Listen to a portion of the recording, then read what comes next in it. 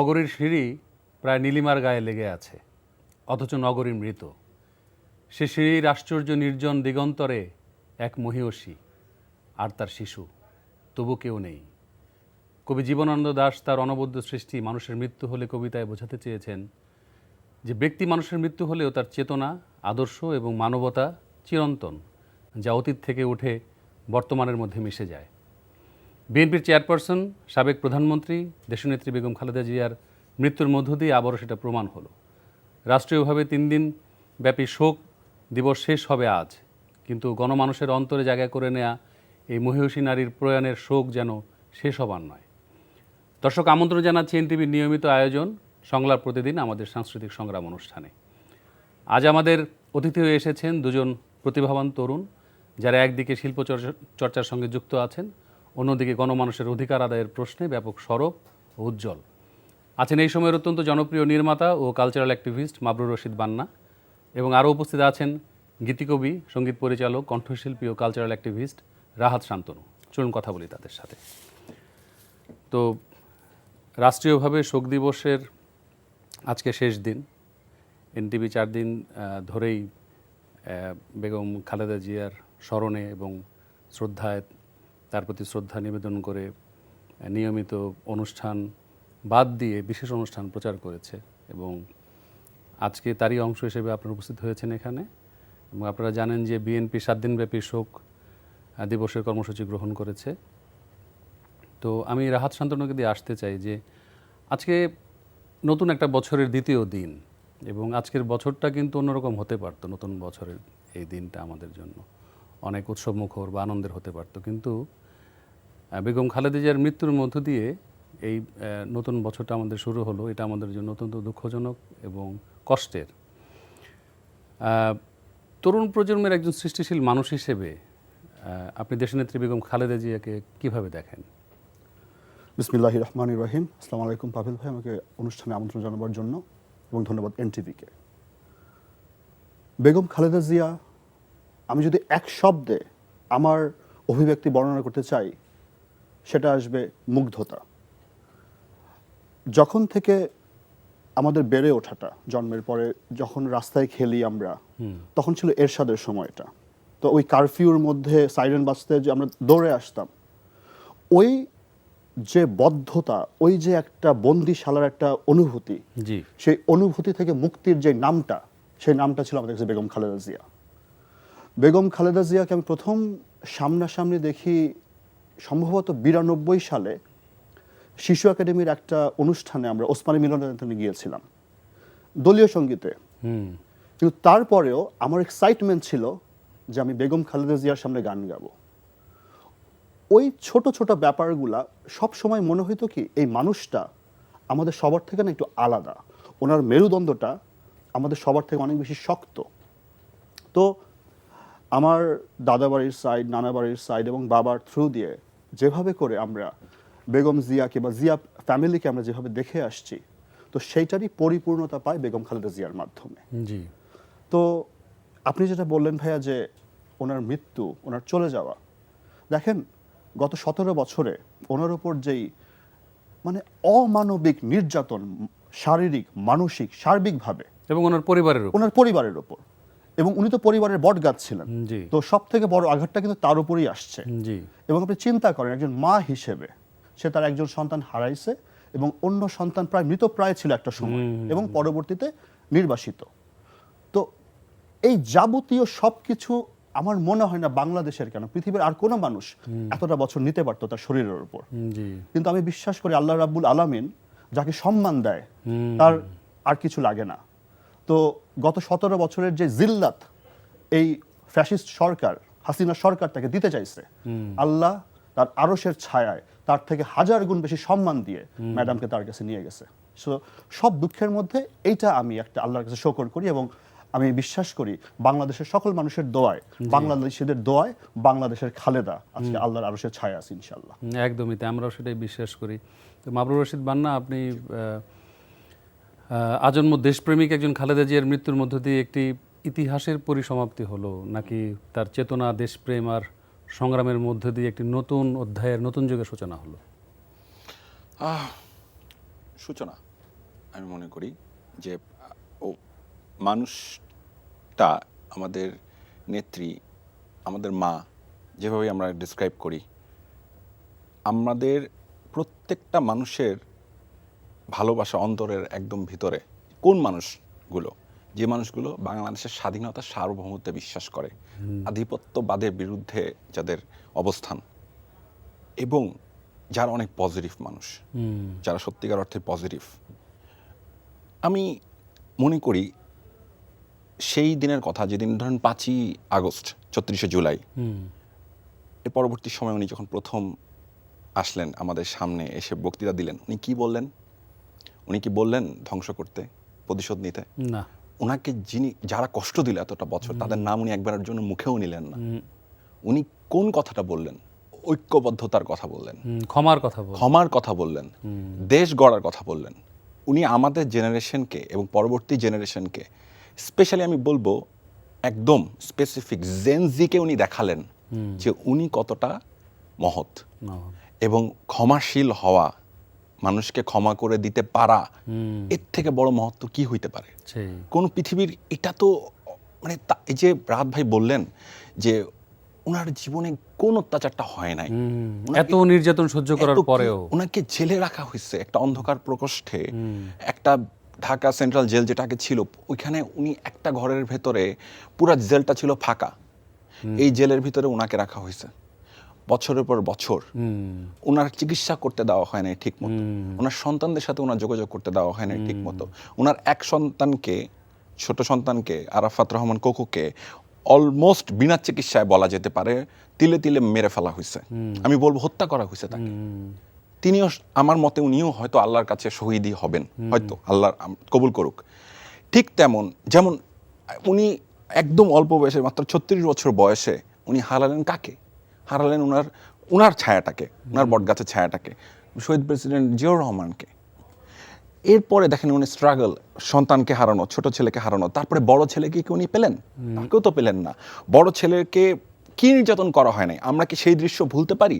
যে দৃশ্য উনি যখন অ্যাম্বুলেন্স থেকে নামছেন, হাত কাঁপতে কাঁপতে, তারেক রহমানের শয্যার পাশে বসে আছে, উনি কাঁদছেন, টিস্যু দিয়ে চোখ মুছছেন, আমরা কি সেই দিনটা ভুলতে পারি?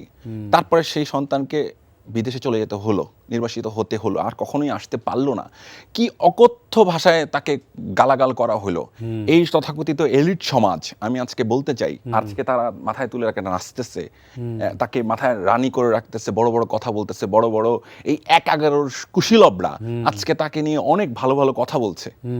আমার সত্যি একটা বিজয়ের হাসি আমার দিতে ইচ্ছা করে আজকে, যে উনি আসলেই আমাদের বেগম যে জিতে গেছেন। এই মানুষগুলা তাকে এমন অত্যাচার করলো, এত অপমান করলো, অপদস্থ করলো, আজকে তাদেরই বড় বড় মিডিয়াতে, পত্রিকাতে তার বড় বড় ছবি, যেন তিনি সারা বিশ্ব বিজয় করছেন। এমন একজন, বলা হচ্ছে পৃথিবীর সর্ববৃহৎ জানাজা হয়েছে বলা হচ্ছে। হয়তো সেটা অনেকে বলবে না, হ্যাঁ, কিন্তু কন্ট্রোভার্সি বলবো না, আমি বলবো যে হ্যাঁ, এটা তো কেউ গুনে নাই মানুষ, এটা তো সম্ভব না। কিন্তু এটা যে অনেকগুলোর মধ্যে একটা অন্যতম বৃহৎ পৃথিবীর ইতিহাসে, এটা তো বলাই যায়। তো এই যে মানুষগুলো আসছে, এরা কি কোনো দলের ব্যানারে আসছিল? দল মত নির্বিশেষে সব বয়সের মানুষ, মানুষের বাসার ছাদে, মানুষের বাসার গেটে, গ্যারেজে, রাস্তায়, স্টেশনে, মেট্রো রেলের স্টেশনে, এরা তো সবাই দলীয় নেতা কর্মী না, কেউ না। মানে এটা ইম্পসিবল। এটা দল মত নির্বিশেষে আল্লাহ রাব্বুল আলামিন কি পরিমাণ সম্মান এই মানুষটাকে দিয়ে তাকে নিল। আমরা এরকমই তো একটা জানাজা করেছেন, আমরা তো এই ধরনের একটা জানাজার স্বপ্ন দেখি একজন মুসলিম হিসেবে। তো এই স্বপ্নই তো আমরা দেখি যে আমার জানাজাটা এরকম, যদি আমাদের কত মানুষ হবে আমার জন্য দোয়া করে।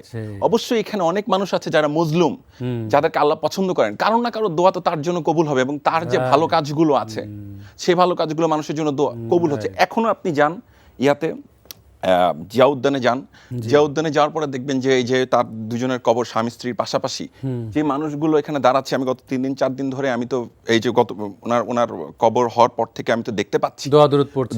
কারা পড়ছে দোয়া দরুদ? সাধারণ চেহারাগুলো দেখেন, সাধারণ মানুষ, একদম সাধারণ মানুষ, দল মত নির্বিশেষে। এটাই তো একজন রাষ্ট্রনায়কের আসলে মানে জয়।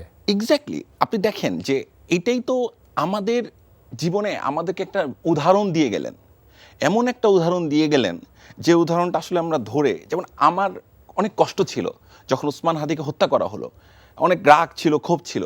বিশ্বাস করেন আমার মন অনেক ঠান্ডা হয়ে গেছে যখন আমি দেখছি খালেদা জিয়ার জন্য মানুষের এত সম্মান। তখন মনে হচ্ছে আসলে এই রাগ, এই ক্ষোভ, এগুলো দিয়ে আসলে বেশ কিছু অ্যাচিভ করা যায় না। অ্যাচিভ করতে হয় ক্ষমা দিয়ে, কাজ দিয়ে, মানুষের দোয়া দিয়ে।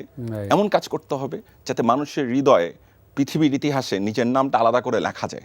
পৃথিবীর ইতিহাসে উনি দ্বিতীয় মহিলা প্রধানমন্ত্রী, বাংলাদেশের প্রথম মহিলা প্রধানমন্ত্রী, এবং সবচেয়ে বড় কথা ওনাকে বলা হয় হচ্ছে মাদার অফ ডেমোক্রেসি। এটা কিন্তু কথার কথা। উনি জীবনের শেষ সময় পর্যন্ত সেই গণতন্ত্র, মানুষের মানে ভালোবাসা এবং এই যে ক্ষমা, এগুলোর কথাই বলে গেছেন, এবং হসপিটালের বিছানায় বসে উনি সেই কথাই বলছেন। আমি বললাম যে মানুষগুলো তাকে কষ্ট দিল, 11 যারা 11 ঘটালো, তারা কারা আমরা যদি বলি, তারা এই সমাজের এলিট শ্রেণী যাদেরকে আমরা বলি বা মুখপাত্র বলি, যাদের এখন সো কল্ড দিস পিপলস, আমি এদেরকে আরো শব্দ বলতে পারি কিন্তু আমি এখন ক্ষমা করতে শিখে গেছি মনে হচ্ছে ওনার দ্বারা, কারণ ওনার ভিডিওগুলো ইদানিং খুব বেশি দেখা হচ্ছে, একটু কুল ডাউন হয়ে গেছি।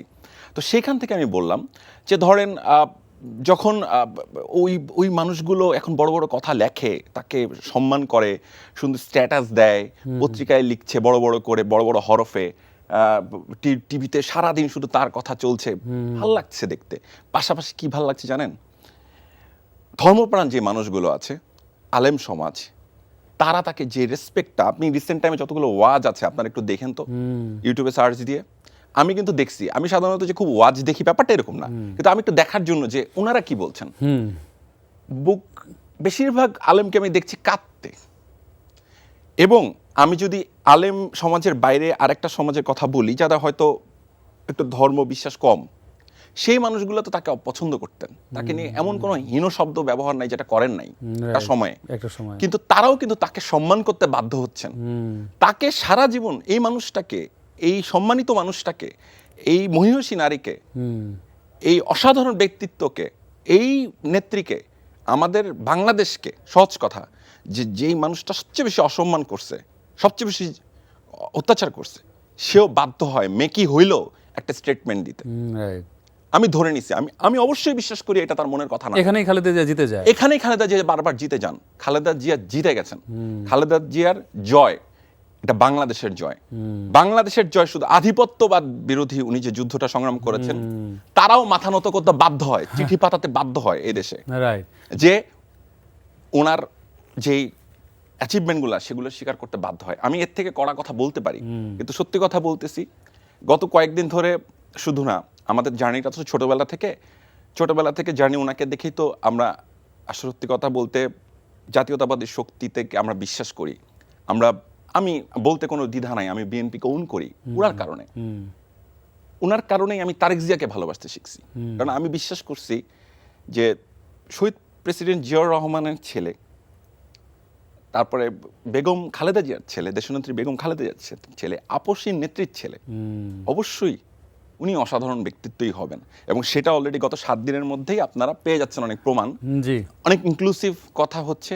সবচেয়ে বড় কথা হচ্ছে যে আমি আরো বলতে পারি তারেক রহমানকে নিয়ে, ওনাকে নিয়েও বলার আছে, আমরা শুনবো, আমরা গল্প শুনবো, আমরা অনেক কিছু বলার আছে। জি, আমি দেখতে পাচ্ছি আপনি ইমোশনাল হয়ে পড়ছেন। আমি আবার আসবো এই প্রসঙ্গতে। রাহাত শান্তনু, আপনি বলছিলেন যে আপনি একটা দীর্ঘ সময় দেশের বাইরে ছিলেন। জি, এইটার ব্যাখ্যাটা কি আমরা শুনতে পারি যে কেন আপনি দীর্ঘ সময় দেশের বাইরে, এবং আপনি ভেরি রিসেন্ট অস্ট্রেলিয়া থেকে এসেছেন। আমি দর্শকদের উদ্দেশ্যে বলতে চাই যে আপনি অতি সম্প্রতি দেশে এসেছেন।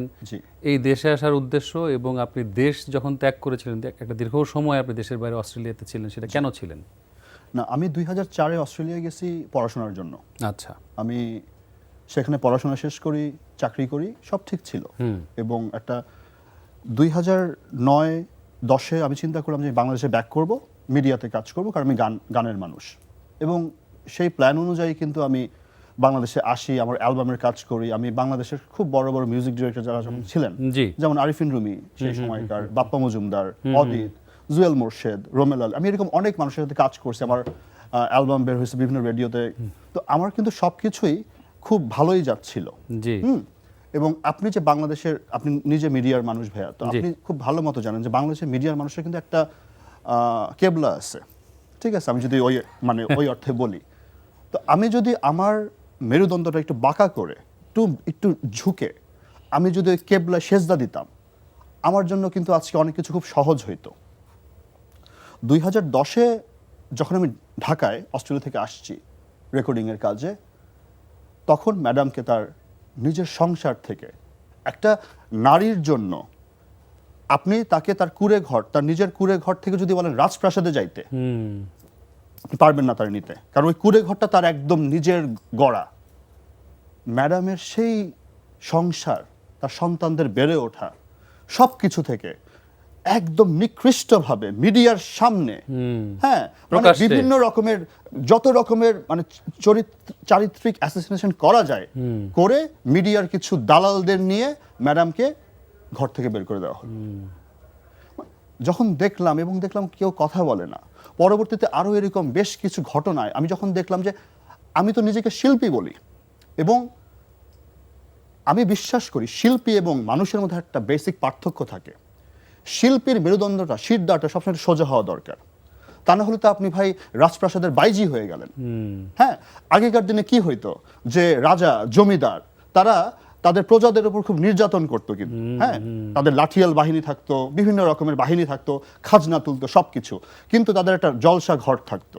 ওই জলসা ঘরের বাইজিরা খুব মানে ওদের কিন্তু ক্যালিবার খুব ভালো নাচে, খুব ভালো গায়, খুব ভালো বাজায়, খুব ভালো লেখে, কিন্তু তাদের মেরুদণ্ড ছিল না। কারণ রাজা খুশি হয়ে একটা গলার মালা ছুঁড়ে দিত বা এক বিঘা জমি লিখে দিত বা স্বর্ণ মুদ্রা দিয়ে দিত, বাকি যে প্রজাদের চোখের পানি, নোনা পানি, সেগুলো তারা দেখতো না। তো এই পার্থক্যটাই একটা মানুষে শিল্পী থেকে বাইজি বানায় অথবা ভাইস ভার্সা। তো আমি যখন এই জিনিসগুলো বারবার দেখলাম, তখন আমার কাছে মনে হলো যে না, এইভাবে চুপ করে থাকা যায় না। আমি তখন, যেহেতু আমি আল্লাহর রহমতে টুকটাক লিখতে পারি নিজে, আমি লেখা শুরু করলাম। এবং আপনি জানেন যে সেই সময় মানে রাজপথের আন্দোলনটা খুব টাফ ছিল, কারণ এই হাসিনা ফ্যাসিস্ট বাহিনী এবং তার গুন্ডা বাহিনী, যে এজেন্সির মানুষগুলো তো তখন গণহারে গুম করতেছে, খুন করতেছে, সব কিছু।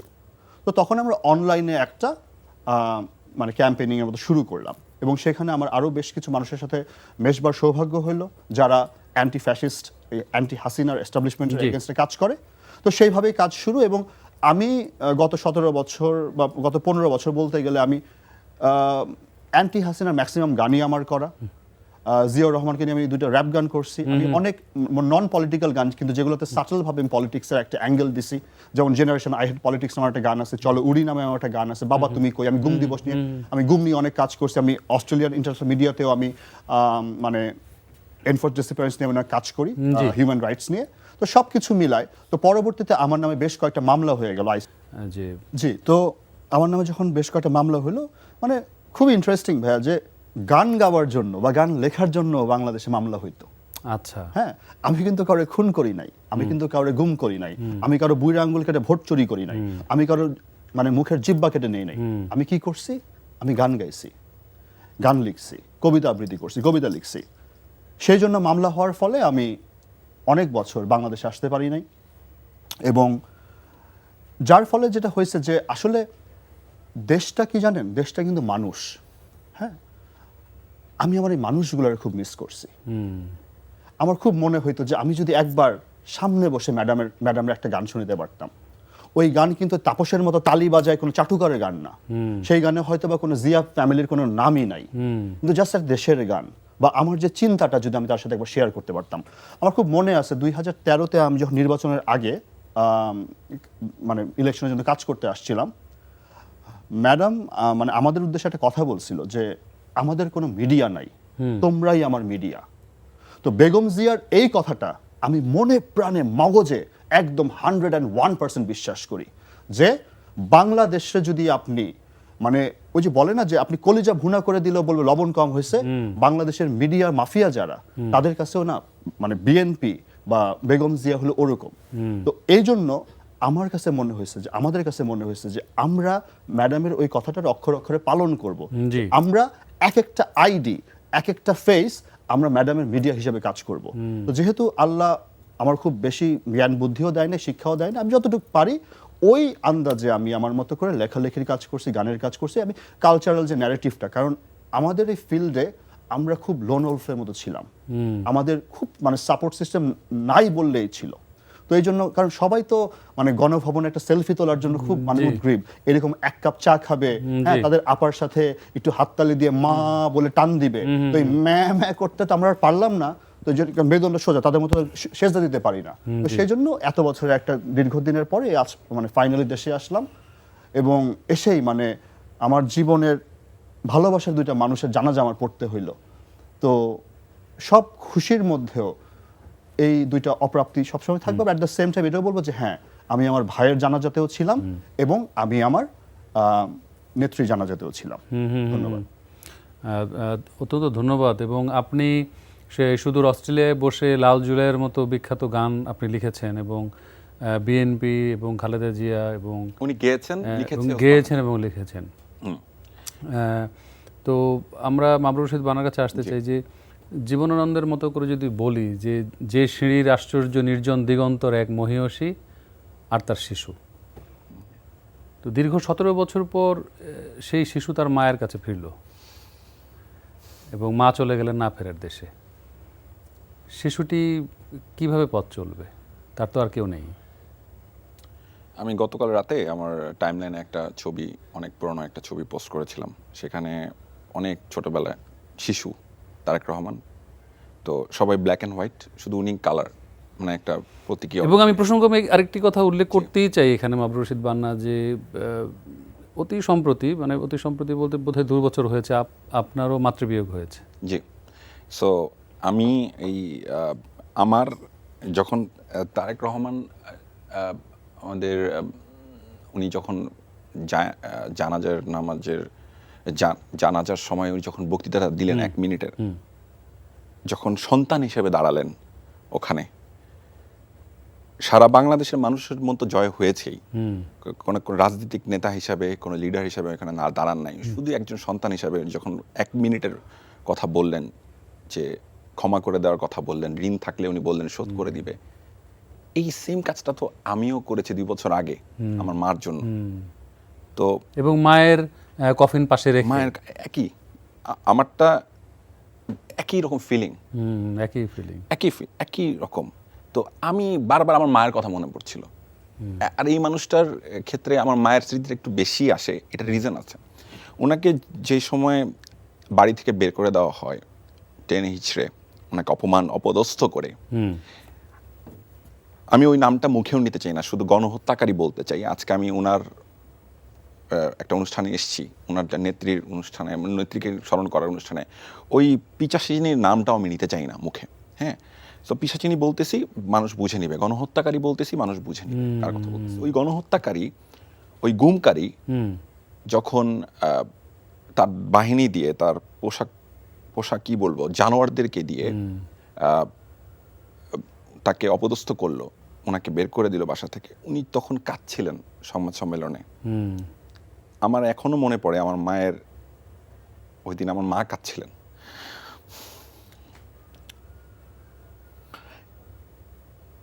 এটা সন্তান হিসাবে দেখা অনেক কষ্টের। আমি আবেগ প্রবণ হয়ে যাই, তাহলে তারেক রহমানের কেমন লেগেছে? এই মায়ের কান্নায় আমরা সহ্য করতে পারি না, কিন্তু মা চলে যাওয়ার কষ্ট কিভাবে সহ্য করতেছেন? উনি কিভাবে সহ্য করতেছেন, উনি কিভাবে শক্ত থাকার চেষ্টা করতেছেন, উনি কিভাবে নাম হয়ে বসে আছেন, কেন উনি লিডার, ওনার ভেঙে পড়া চলবে না। দ্যাটস ওয়াই, তাই না? মা দেশে অসুস্থ, উনি আসতে পারছেন না। এবং উনি কি করছেন, উনি লিটারালি বাংলাদেশে যে পলিটিক্সটা উনি গত 7 দিন ধরে করছেন, সেটা হচ্ছে ঘৃণার বিরুদ্ধে রাজনীতি, যেটা একদমই খালেদা জিয়ার রাজনীতি ছিল। খালেদা জিয়া ঘৃণাপ্রবণ মানুষ ছিলেন না, না কখনোই ওনার মুখ দিয়ে কোনো কারো সম্পর্কে কোনো বাজে কথা বা কোনো গালি আমরা যদি বলি, বা কোনো অশোভন কোনো আচরণ আমরা করতে দেখিনি, কখনোই না। এটা তো অস্বীকার করার উপায় নেই। আমরা বিএনপি করি বা না করি, আমরা আওয়ামী লীগ করি বা না করি, কিন্তু এটা তো স্বীকার করতে হবে যে তার এই গুণগুলো ছিল। অ্যাবসলিউটলি। আপনি আরও দেখেন, একদম স্পষ্টভাবে আমার মনে পড়ে যে উনি কখনোই কটূক্তি করতেনই না। উনাকে নিয়ে হেন কোনো শব্দ নেই যেটা ব্যবহার করা হইতো না, এত খারাপ কথা বলতো। উনার দুর্ভাগ্য আমি বলবো একটা ক্ষেত্রে, যে উনাকে মানে ওই গণহত্যাকারীর টাইমে ওই মহিলাটার সাথে তাকে রাজনীতি করতে হয়েছে। এইটা যে কত দুর্ভাগ্য এই মানুষটার, জি এই মানুষটা যদি একটা প্রপার তার প্রতিপক্ষ পেতেন জি তাহলে এই দেশটা আরো এগিয়ে যেত বলে আমার বিশ্বাস। রাইট একদম একদম বাংলাদেশ আরো ফাস্ট এগিয়ে যেত, কিন্তু এত ভিন্ডিকটিভ, এত প্রতিশোধ পরায়ণ, এমন হিংসুটে সাইকোপ্যাথের পাল্লায় বাংলাদেশ পড়েছিল, এবং উনাকে যেভাবে টার্গেট করা হলো। তা যাই হোক, আমি তারেক রহমানের জায়গাতে আসি।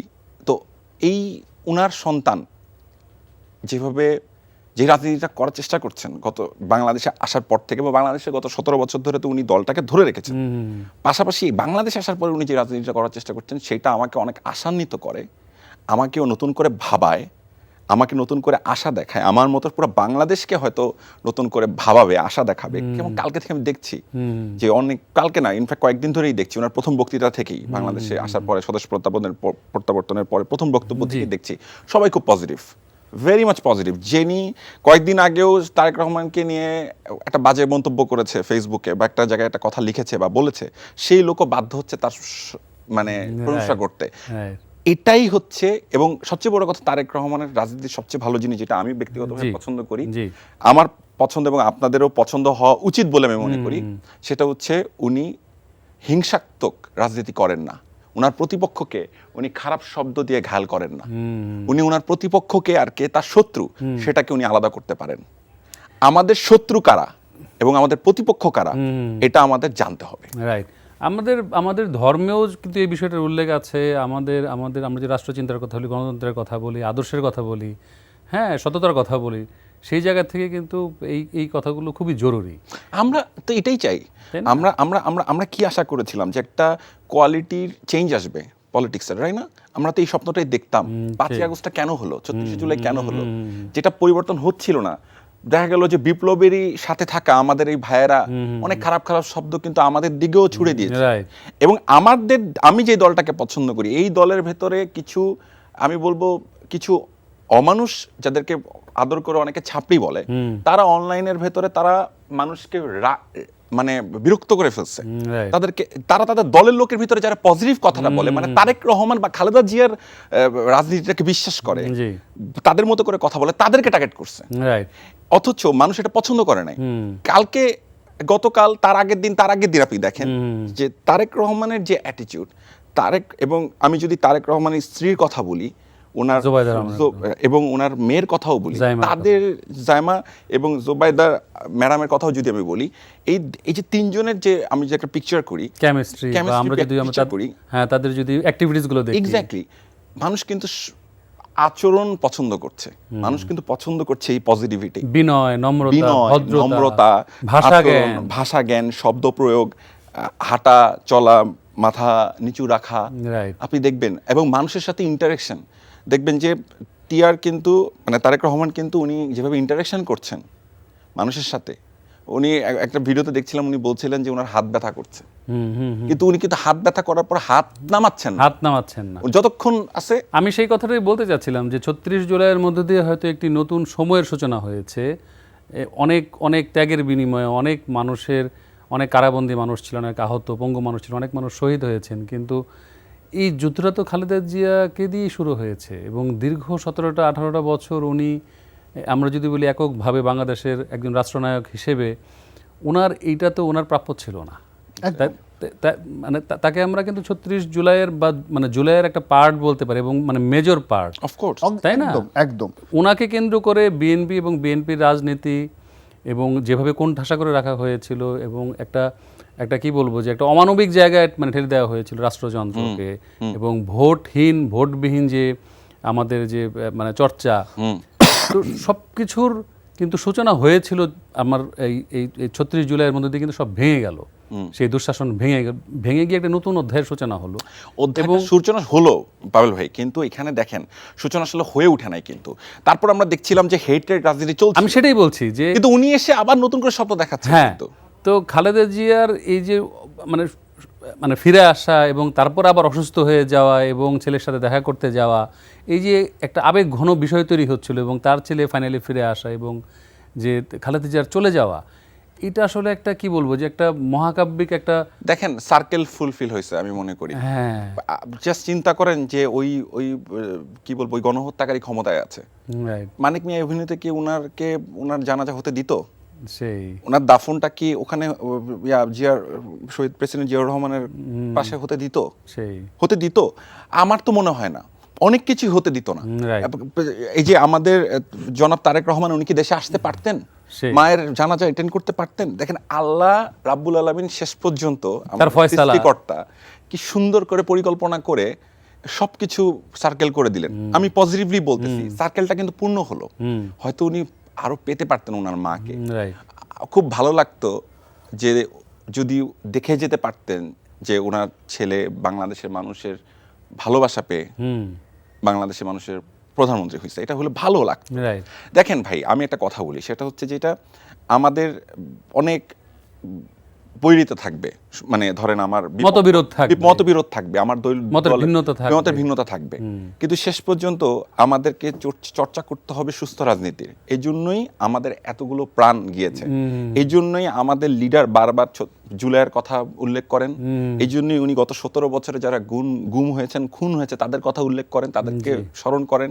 এই জন্যই তিনি এত কষ্ট করেছেন, তার পুরো পরিবার কষ্ট করেছে। জি জি জি জি এই জিনিসটা ফুলফিল হওয়ার স্বপ্ন আমরা দেখছি।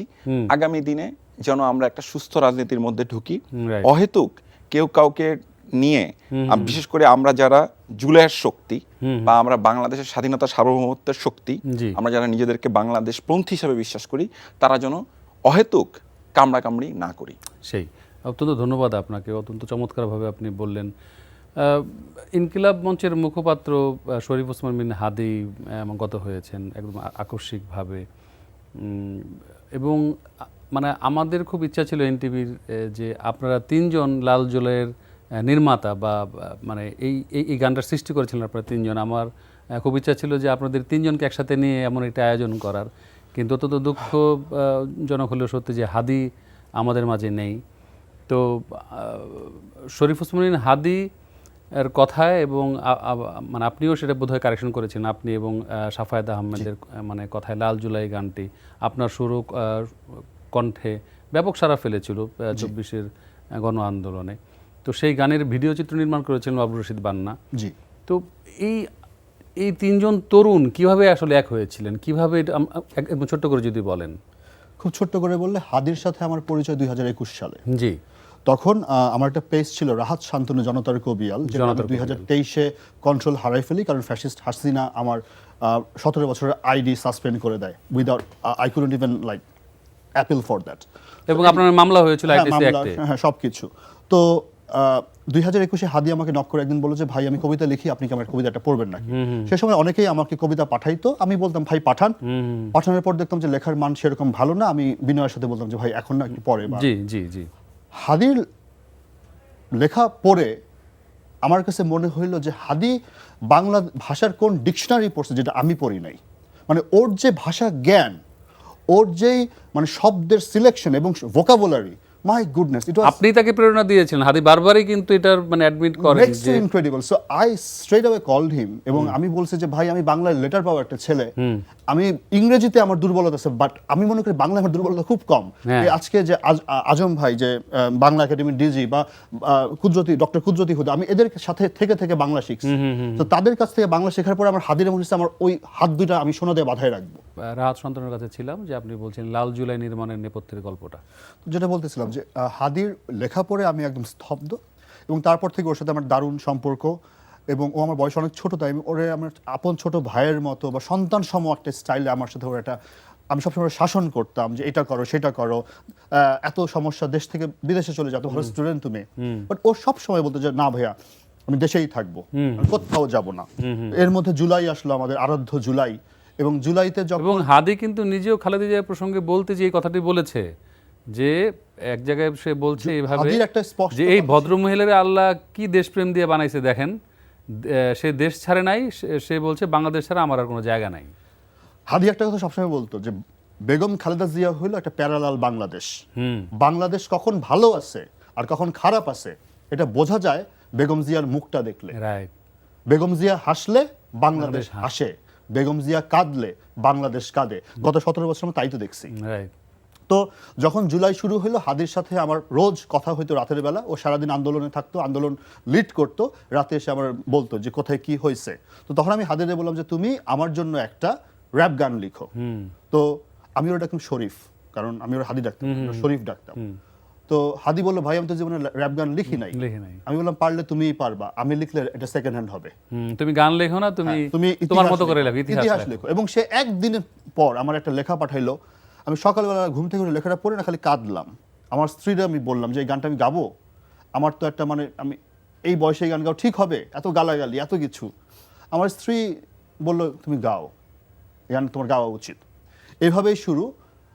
গানটা আমি ফাইনালিস্ট, আপনি জানেন অস্ট্রেলিয়াতে স্টুডিও পাওয়া খুব টাফ। তো আমি 5ই অগস্ট রিলিজ কি রেকর্ডিং এ গেছি, রেকর্ডিং থেকে বাইরে হয়ে দেখি হাসিনা পলাইছে।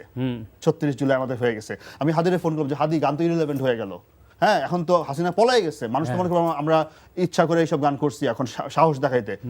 আমার ফোনে বললো ভাই ডাইনিটা পলাইছে, এর থেকে সুখের আর কি আছে ভাই, আমি এখন ব্যস্ত আছি, আমরা এখন সারা রাত ধইরা ওই মন্দির পাহারা দিতেছি। হাদি এবং হাদির টিম ওই 5 তারিখ থেকে প্রায় 12 তারিখ পর্যন্ত প্রথম 7 দিন ওরা খালি মন্দির পাহারা দিছে, প্রত্যেক বরিশাল এলাকার ঝালকাঠি এলাকার মন্দির পাহারা দিছে। That was Hadi, that was the true spirit of Hadi.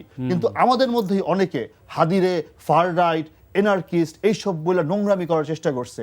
কিন্তু আজকে সারা বাংলাদেশ দেখতেছে আমার ভাইটা, আমার ভাই হাদি, আমাদের ভাই হাদি যেভাবে বেগম জিয়া, মেজর জিয়া, শহীদ জিয়া, তারেক রহমানের যেভাবে ওন করছে, অনেক বড় বড় সুবিধাশীল নেতারাও সেটা পারে নাই। তো আলহামদুলিল্লাহ যে আল্লাহ আমাদের একটা কাজ করে দিয়ে গেছে। এবং আমি স্ত্রীরা বলতেছিলাম যে হাদি ময়রা না, আমাদের অমর করে দিয়ে গেল। ও যেভাবে যে দরদ নিয়ে, যে মায়া নিয়ে, যে সম্মান নিয়ে রাহাত শান্তনু ভাই বলতো, এই ভিডিও এখন ভাইরাল সব জায়গায়, তাহলে কয়জন মানুষ আমার চিনতো ভাই। সো এইটাই একটা মানে একটা আগুন জ্বালিয়ে দিয়ে গেল, মানে একটা আলো দিয়ে গেল আমাদের। মানে আমরা তো ছোটবেলায় সুকান্ত পড়ে বড় হয়েছে, সুকান্ত 21 বছরে চলে গেছে, এরকম বিভিন্ন শুনছি না। আমার মা সেদিন বলতেছে আরে ও তো মানুষ ছিল না, ও তো হ্যামিলনের বাঁশিওয়ালা ছিল।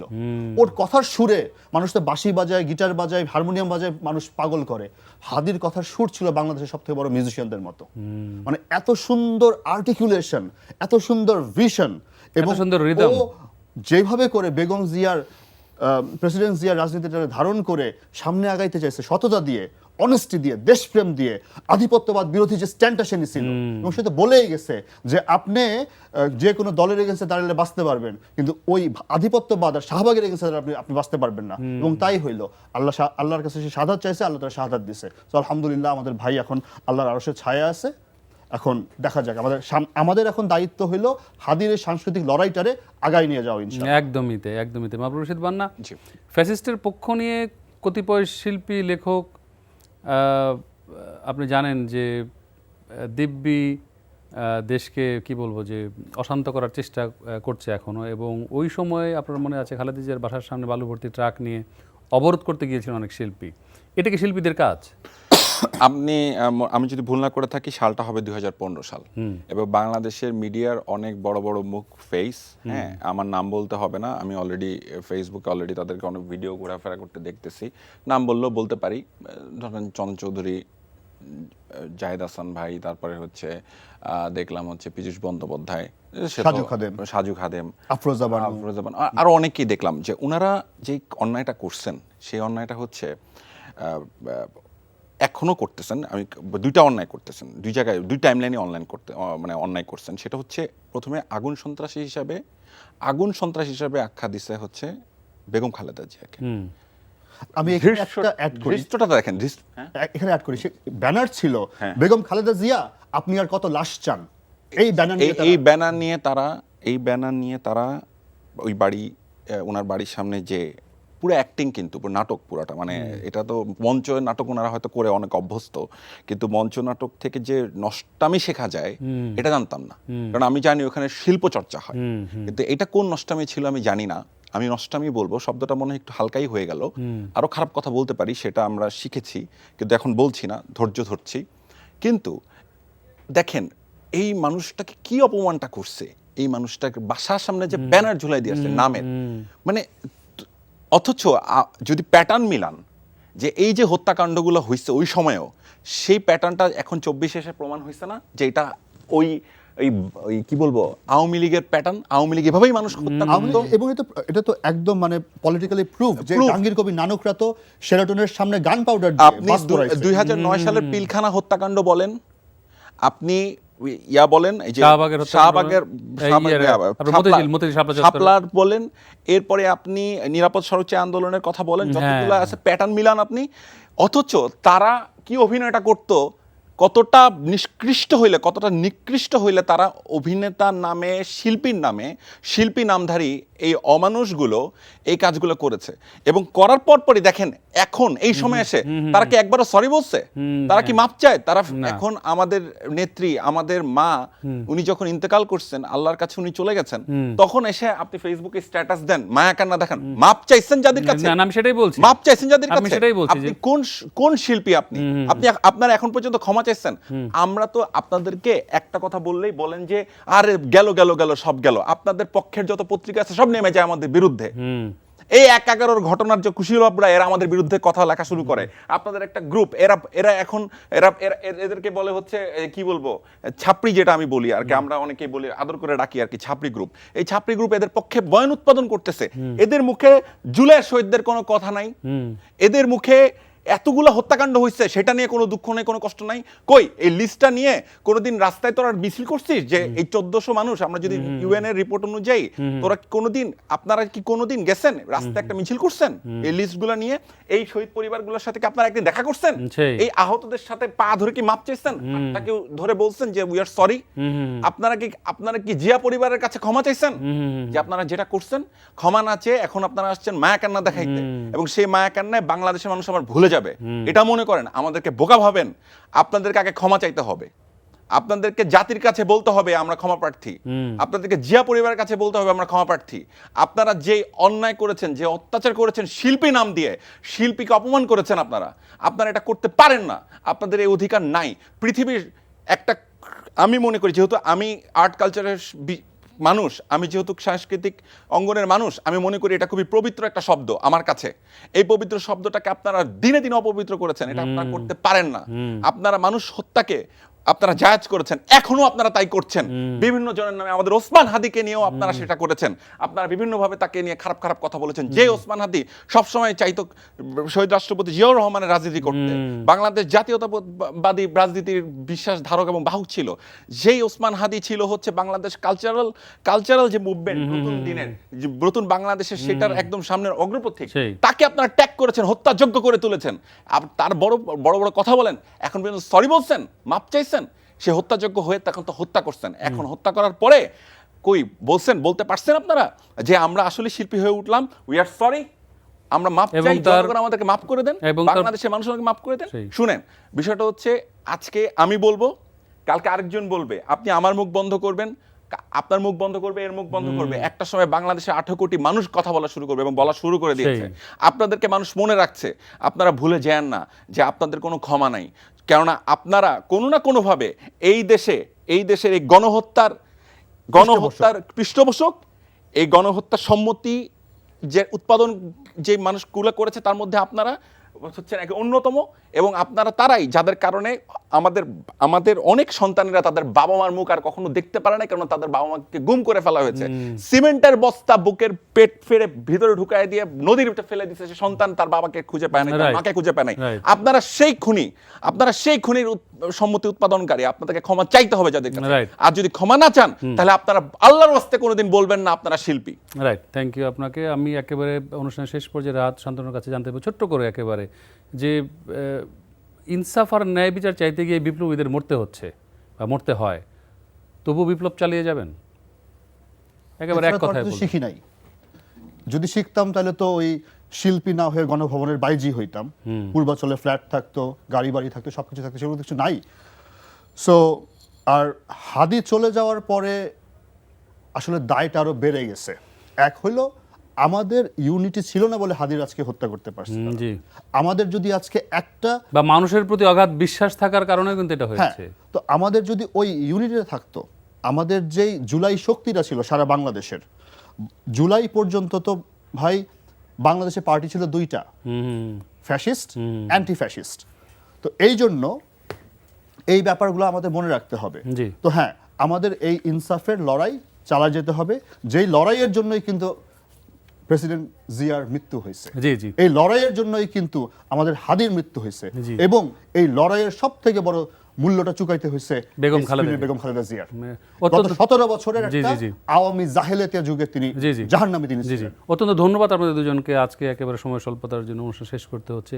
আপনারা ভালো থাকবেন, আবার দেখা হবে আপনাদের ধন্যবাদ সঙ্গে। ধন্যবাদ। আসসালামু আলাইকুম। দর্শক, আপনারা দেখছিলেন সংলাপ প্রতিদিন, আমাদের সাংস্কৃতিক সংগ্রাম অনুষ্ঠানের বিশেষ পর্ব। আজকের অনুষ্ঠান এখানেই শেষ হচ্ছে। পরবর্তী অনুষ্ঠান দেখার আমন্ত্রণ জানিয়ে আজকের মধ্যে এখানে বিদায় নিচ্ছি। ভালো থাকবেন সবাই।